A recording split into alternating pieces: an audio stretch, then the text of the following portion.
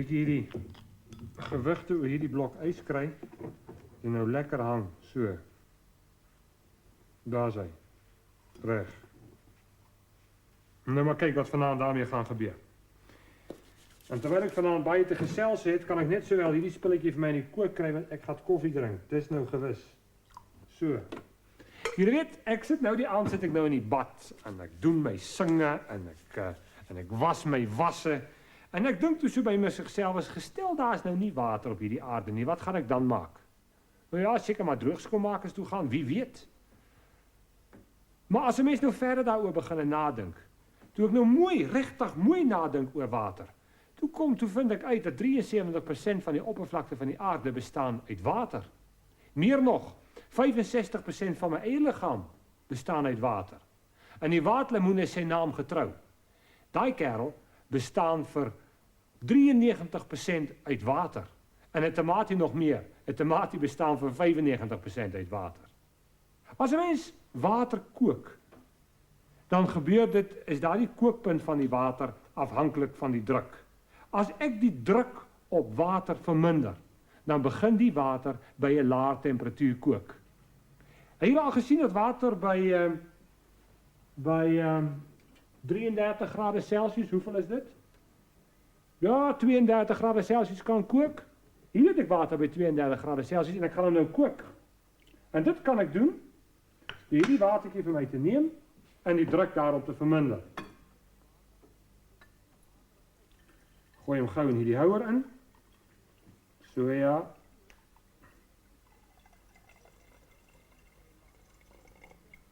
Ag, en hierdie water is so koud, ek kan hom maar sommer so vashou. Wat is nou 33 grade Celsius? Nie is lou nie. Verbind hom met die lugpomp. Daar is hy. En skakel aan. Uitpomp, kerels. En nou pomp ek lug uit. En die druk op die water word verminder. En daar kook hy. Hier het ek nou water wat kook by 'n temperatuur van 33 of 32 grade Celsius. Wil ek die kookpunt van water nou die omgekeerde doen, ek wil hom verhoog, dan moet ek die druk daarop verhoog. As ek nou gaan kos kook en ek wil die kos nou vinnig kook en ek vat 'n gewone kastrolletjie en ek gooi rys daarin en ek kook nou maar en ek kook, dan moet ek mos nou elke keer water byvoeg. Want soos ek nou maar aanhou kook, verdamp die water en ek moet water byvoeg ensovoorts. Dit vat lank. Om die proses te bespoedig, sit ek die rys in 'n drukkoker. Sit 'n bietjie water daarbey en ek verhit. Die eerste looitjie water wat daaronder is verdamp en die druk gaan omhoog. Soos die druk in die kastrol omhoog gaan, kook die water by 'n hoë temperatuur. En dan kook my kos baie vinniger. Hoe hoër die temperatuur, hoe vinniger die kos kook. Nou ja, we sien wat is daar reg gemaak. Tally, dit sal jou leer om 'n ding oop te maak by 'n hoë druk. Nou waarom gebruik ons dan nou water om kos te kook? Water is mos maar 'n baie swak geleier van warmte. So swak dat jy kan maar jou vinger in baie warm water insteek, stadig insteek. En hy sal nie eintlik brand nie. Waarom? Die bietjie water wat om jou vinger is, koel vinnig af. En dan vorm hy so 'n dun laagie koelwater om jou vinger. En dit is so 'n swak geleier van warmte, dat die warmte nie eintlik daar kan deurkom nie. Julle weet mos, as jy in 'n warm bad sit, moet jy net doodstil sit. En dan gebeur dit, dan is dit nie so erg nie. Maar die oomblik as jy roer, dan brand jy. Maar weer eens om terug te kom tot ons oorspronklike vraag. Waarom gebruik ons water om te kook? Ons gebruik water om te kook, omdat water oor 'n baie merkwaardige eienskap besit, naamlik om groot hoeveelhede warmte te kan absorbeer. Hierdie vermoë om warmte te kan absorbeer, dit noem ons die warmtekapasiteit van enige stof. Die warmtekapasiteit van 'n stof is die hoeveelheid warmte wat nodig is om die temperatuur van 1 kilogram van daardie stof met 1 graad Celsius te verhoog. Neem ek nou 1 kilogram water en 1 kilogram silwer en 1 kilogram koper. En ek verhit elkeen van hulle ewe sterk en ewe vinnig. Dan sal ek sien dat as die silwer by sy smeltpunt van 900, 61 grade Celsius is, dan is die water nog maar net 55 grade Celsius. So dat ek nog my hand daar kan insteek. En as die koper by sy smeltpunt is van 1067 grade Celsius, dan is die water eers by 100 grade Celsius. Water bestaan uit basies 2 boustene. Die eerste een is waterstof. Nou waterstof is seker daardie element wat die meeste in die natuur voorkom. Hy is die brandstof wat ons in sterre en in die son kry en wat die son in staat stel om so geweldig te kan brand en die groot hoeveelheid energie in alle rigtings in die ruimte te kan instraal, ook na die aarde toe.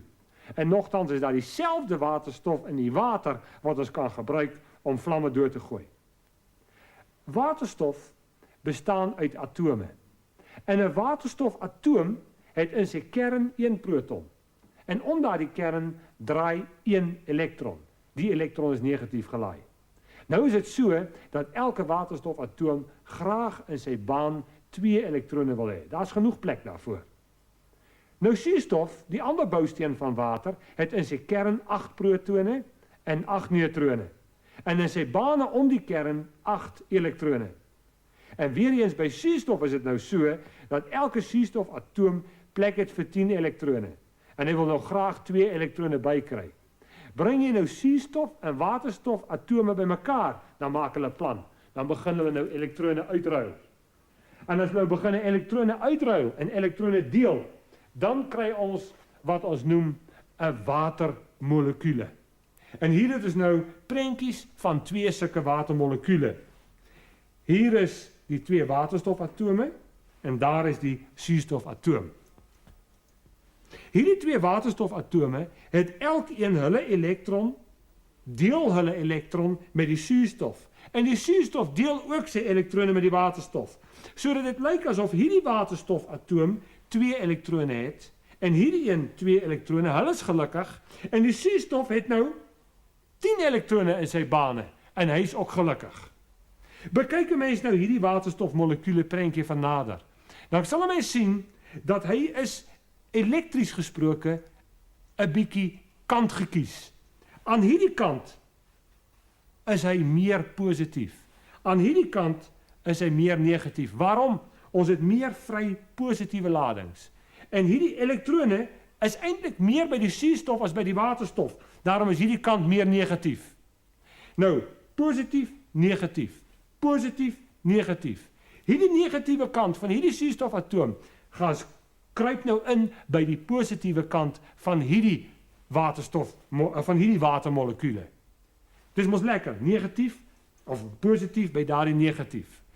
En op die manier kan watermolekuules so by mekaar inryg. Hulle trek mekaar half aan met so elektriese aantrekkingskrag, trek die verskillende watermolekuules mekaar aan. En as ons nou kyk na 'n bakkie met water, dan al die watermolekuules wat binne in daardie water sit, trek mekaar van alle kante met hierdie elektrostatiese kragte aan. Soos alle stowwe krimp water ook in as jy hom afkoel. Sy volume word kleiner. Maar water het een uitsondering. Hy krimp in tot by 4 grade Celsius. Maar as jy nou water verder afkoel van 4 grade Celsius af ondertoe, dan begin hy weer uitsit. En as hy vries, dan sit hy eers uit. Hy sit inderwaarheid met 9% van sy volume weer uit van 4 grade Celsius tot by ys by 0 grade Celsius.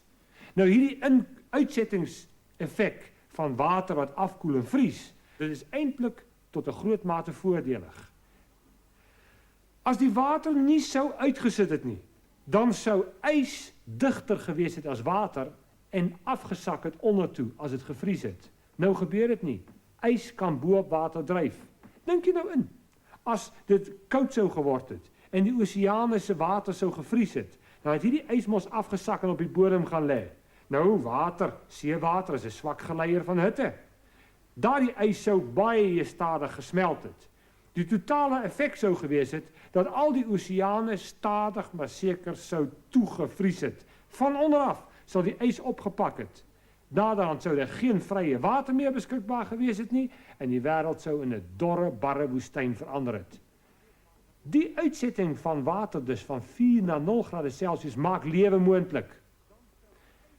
Nou kan 'n mens daarom ook op ander maniere te werk gaan om die vriespunt van water te verlaag. Goed, 'n mens kan ys nie bo sy vriespunt of smeltpunt bring nie, maar jy kan daarom die vriespunt verlaag. Hoe?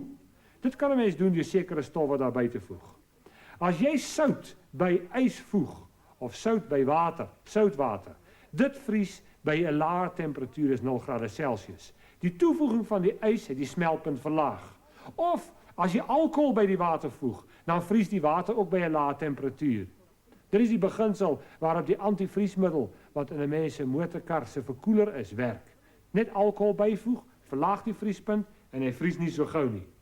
Maar daar is nog 'n verdere metode. Verhoog net die druk op ys en kyk wat gebeur, dan verlaag sy vriespunt ook. En dis presies wat ek vroeër vanaand gedoen het. Hierdie dun ysterdraadjie wat ek hier oorgehang het ek aan 2 gewigte verbind. Onder daardie ysterdraadjie was dan 'n hoë druk. Die ys het gesmelt, die draadjie het ingesak, die water het verbygekom, bo die draadjies dan mos nou nie meer druk nie en dan vries hy dadelik weer vas. Dus wat is hierdie draad besig om te doen? Hy is besig om sy pad dwars deur hierdie blok ys te vreet sonder om die blok ys in 2 te deel. Kyk, hy sit vas. Hy sit vas daar binne. Maar hierdie feit dat ys smelt as jy druk daarop verhoog, is nie net hiervoor goed nie. Mense kan dit gebruik vir plesier. Hierdie yskaats van my, hy is nou mos skerp hier onder. As ek met my gewig hierdie ding hier op laat rus, dan laat ek die ys as gevolg van die hoë druk onder die skaats smelt. Dit gee 'n bietjie water wat as smeermiddel werk, sodat ek met gemak oor hierdie blok ys van my kan skuur, so. En as ek eenmaal aan die skuur is, dan smelt die ys maar verder vorentoe en kan ek baie maklik daaroor beweeg. Ons kan nou maar van die koue kant van water na die warm kant toe beweeg. As ek hierdie water nou aanhou verhit, dan kook hy naderhand. En as ek kookwater warmte byvoeg by 100 grade Celsius of hier by die rand 96,5 grade Celsius, dan verander ek die kookwater in stoom by dieselfde temperatuur, 0 grade Celsius of 100 grade Celsius. Waarom? Ek sit energie by en hierdie energie gee die molekules nou nog meer energie en beweging om finaal alle bande te verbreek. En as al die bande tussen die molekules verbreek is en elkeen sy eie paadjie onafhanklik van mekaar gaan, dan het ek 'n gas, oftewel stoom. Nou om kookwater om te sit in stoom vereis nog veel meer energie. Naamlik so dat as ek hierdie ketel, en daar kook hy nou, as ek hierdie ketel se water by sy kookpunt wil verhit na stoom by dieselfde temperatuur, gebruik ek net soveel energie as wat ek nodig het om 5,5 van hierdie ketels se temperatuur van 0 tot by 100 grade Celsius te verhoog. Verander ek dus kookwater in stoom, moet ek vir daardie verandering 'n groot hoeveelheid energie gebruik. Nou ja, goed en wel, terwyl die watertjies vir my nou kook, kan ek dit net sowel gebruik om vir my 'n koppie koffie aan mekaar te slaan, want wêreld, nou is ek dors, hoor.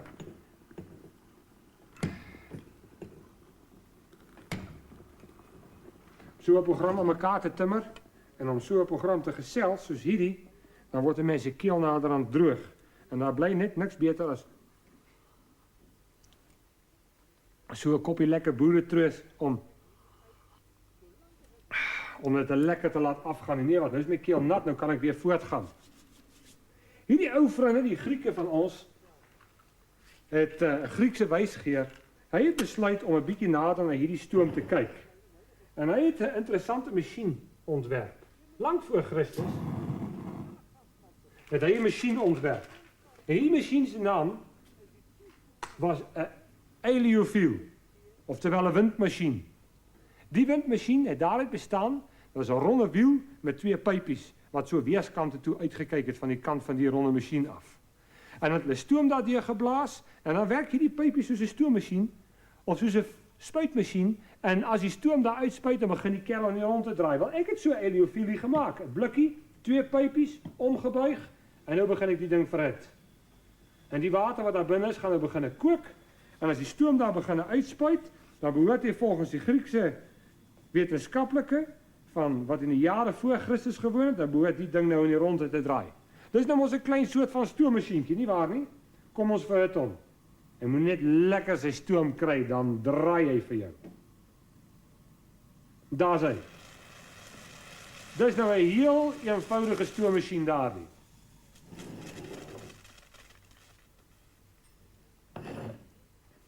Hierdie ou stoommasjienkie van die ou Grieke was maar 'n baie interessante speelding. Het nie veel beteken nie.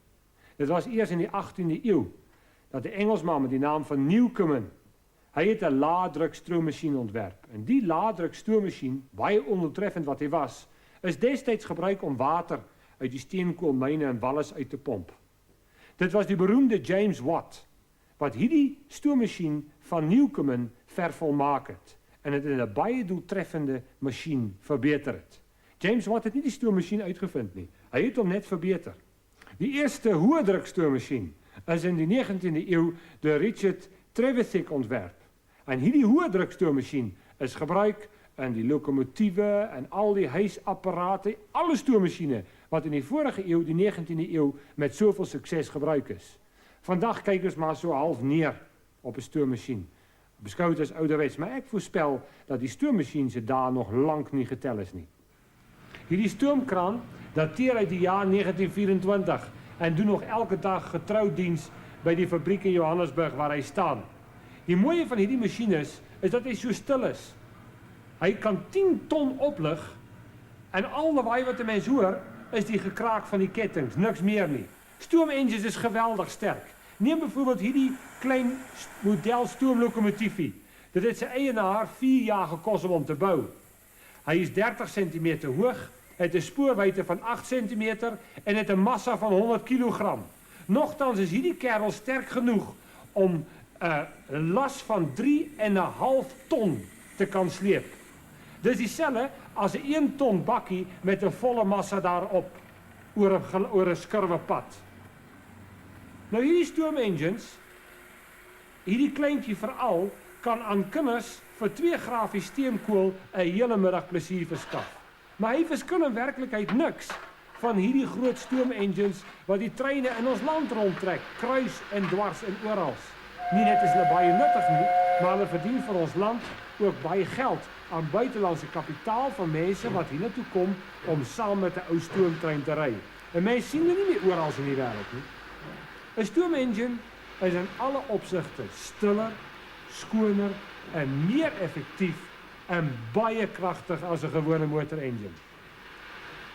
Dink net, aan die begin van hierdie eeu kon die mense 'n motorkar of 'n stoommotor ontwerp wat teen 95 km/h kon beweeg en maar 'n aanskakeltyd van 20 sekondes gehad het. Geen wonder nie dat hulle vandag dink dat hierdie stoommotor het van die pad af verdwyn weens politieke redes wat aangestook is deur die groot oliemagnate wat 'n groot belang in die petrol engine gehad het. Nou, ons vergeet dat stoomengines bestaan, maar vandag word stoom op groot skaal gebruik om elektrisiteit op te wek. By ons groot kragstasies word tonne steenkool elke dag verbrand om stoom op te wek wat die stoomturbines draai. Die op hulle beurt draai weer die geweldige kragopwekkers wat die elektrisiteit vir ons huise en die nywerheid opwek. Selfs die veelbesproke kernkragsentrales werk maar nog steeds op stoom. Die atoomstapel sit 'n geweldige klomp hitte vry wat water verhit om stoom te kry. Die stoom draai deur turbines wat op hulle beurt die kragopwekkers aandryf. Die opwekking van elektrisiteit en stoom is baie moeilik van mekaar te skei. As ons vandag na ons wêreld om ons heen kyk, dan sien ons daar's baie water. En water kos min. Laat ons dus daarmee glad nie mors nie.